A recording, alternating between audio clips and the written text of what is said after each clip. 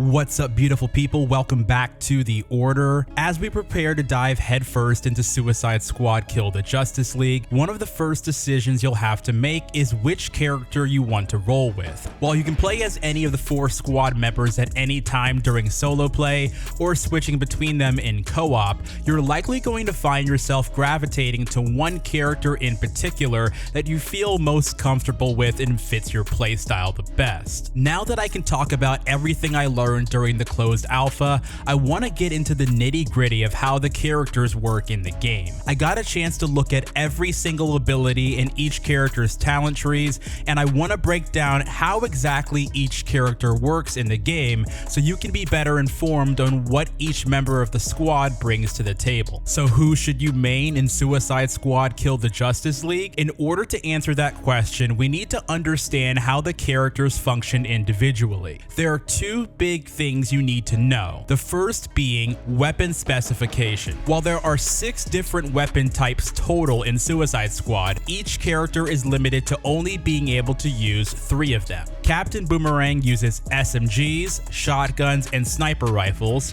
Harley uses pistols, SMGs, and heavy weapons. King Shark uses shotguns, assault rifles, and heavy weapons, while Deadshot uses pistols, assault rifles, and sniper rifles. If there's a particular type of weapon you're used to using, this is something you're going to need to consider when choosing the character you want to roll with. There's no sniper Harley or shotgun Deadshot. Another thing to bear in mind is that each character has a particular affinity for a specific weapon type baked into their talent trees. Harley with pistols, Shark with heavy weapons, Boomerang with shotguns, and Deadshot with snipers. This doesn't mean there are penalties for using the other weapon types for these characters, just that these weapons in particular receive additional benefits. King Shark gets a damage buff to his heavy weapons and increased stability. Boomerang gets a percentage chance to instant reload his shotguns. Deadshot gets a buff to sniper rifle stability and crit damage, and Harley gets a bonus to pistol damage based on her combo meter. Again, you can choose to use any of the 3 weapons for each character, but you'll want to keep these affinities in mind. Now, apart from weapon specifications, the other big factor to consider when choosing which character to focus on is their talent trees. This is where you're going to truly define how your characters play and where the meat of your builds will come from. Given the nature of live service games, all of this information we're about to cover, of course, is subject to change, but I imagine the core philosophies behind each character will largely remain the same. Suicide Squad Kill the Justice League likes to operate in 3s, the 3 weapon types for each character, 3 separate talent trees, and within those talent trees, each character possesses 3 distinct playstyle paths. What do I mean by this?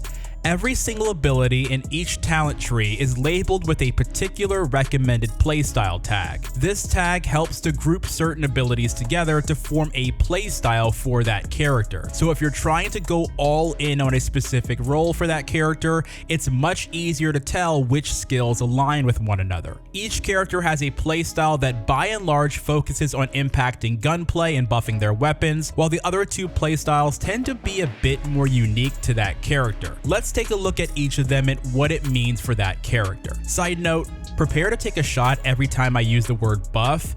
I promise you, you will not make it to the end of this video. Starting with Harley, Run and Gunner talents offer buffs to her gunplay, damage buffs based on movement, improving her traversal and the use of her bat drone, as well as buffs to airborne damage. Talents in this playstyle focus on making Harley more mobile and making her more deadly with her guns while she's mobile. A Firestarter Harley is a grenade flinging machine. This is her most unique playstyle and focuses entirely on buffing her use of grenades, grenade damage, and other grenade benefits. Lastly, Slugger Harley, as the name implies, is all about making her a melee machine, with huge buffs to melee damage, as well as a bit of damage reduction in the form of shield buffs, benefits to shield harvesting, and her Suicide Strike skill, which is the big melee finisher for each character. Harley appears to be designed with close to medium range combat in mind. Remember, her 3 gun types are are pistols, SMG, and heavy weapons. She does not have access to assault rifles or snipers, so if you're into firing from long range, she's not going to be for you. But if you want to be a more mobile, melee-focused character, or you really love spamming grenades, Harley is your pick. Next up, King Shark. While there's no real Trinity structure within the game just yet, no real tank, healer, DPS distinctions, King Shark was clearly built with toughness in mind. His artillery playstyle is all about gunplay, with buffs to all 3 of his firearm types and buffs to crit damage with those guns. Again, while he has an affinity for heavy weapons, he can be just as dangerous with shotguns and assault rifles. Survivor talents focus on tanky damage mitigation abilities, giving him increased damage reduction, shield harvesting, and shield capacity buffs. If you're going for an unkillable King Shark build, this is the path for you. Then there's his Predator talents, which focus on buffing his melee damage and his traversal abilities, including his big traversal attack, Atlantean Drop. Bear in mind as we talk about these playstyles that many talents fall under more than one playstyle. King Shark, for example, has a talent called Churning Tide that falls under both the Survivor and Predator playstyles, which allows him to regenerate his shields, a Survivor skill, with melee hits, a Predator talent. So there's a lot to consider when mixing and matching talents to form your unique build. With King Shark, he's an absolute wrecking ball of a character, so all those Titan mains coming over from Destiny looking for a bit more thickness in their Suicide Squad main will definitely want to consider him. Moving on, Deadshot's talents are mostly pretty obvious if you know Deadshot. After all, he is the one character most known for actually using guns. A sharpshooter Deadshot gets a plethora of bonuses to crit damage and crit chance, as well as buffs to sniper rifles, assault rifles, and even pistol damage. The tactician path is mostly focused on buffing Deadshot's melee skills, which are actually his wrist-mounted guns that he can use in shield harvesting. Then there's the bomber path, which focuses greatly on improving Deadshot's jetpack with buffs to the amount of fuel and uses he can get out of it, buffs to damage while airborne, buffs to his fuel dump traversal attack, as well as grenade buffs.